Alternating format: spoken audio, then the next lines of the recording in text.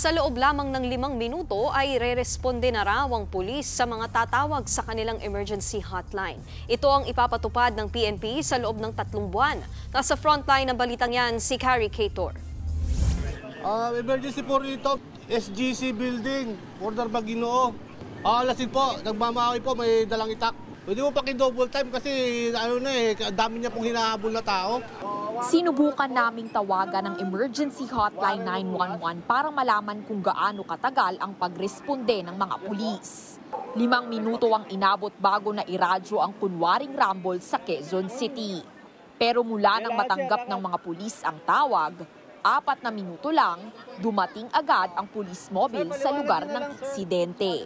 Pasok ang oras ng responde nila sa 5-minute response time na balak ipatupad ni PNP Chief Nicolas Torre sa buong Metro Manila.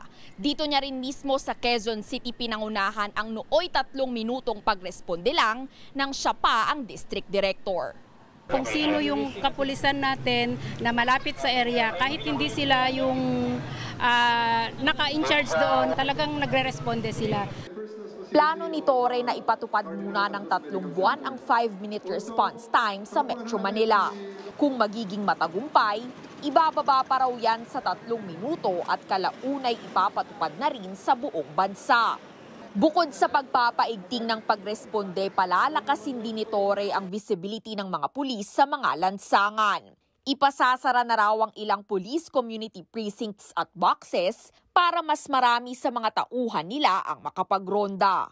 I would rather have my policemen, our policemen, walk the streets, pound their beats, sakay sa patrol car, dala ng radyo, makinig.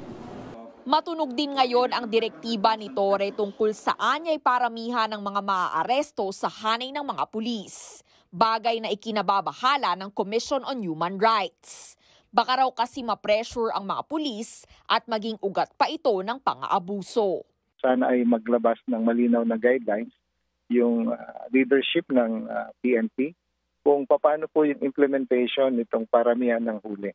Giit naman ni Torre, dapat lang magkaroon ng kompetisyon sa mga pulis para maubos na ang mga kriminal.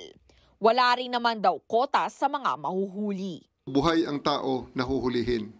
Walang patay at we will not condone wanton killings or wanton murders. Pag merong abuso ang pulis, we'll fully cooperate with the CHR. Nagbabalita mula sa Frontline, Carrie Cator, News 5. Mga kapatid, may Los Baños po. Huwag magpahuli sa mga balita at impormasyong dapat ninyong malaman. Para sa mas malawak na balitaan at diskusyon, mag-follow at mag-subscribe sa social media pages ng News 5.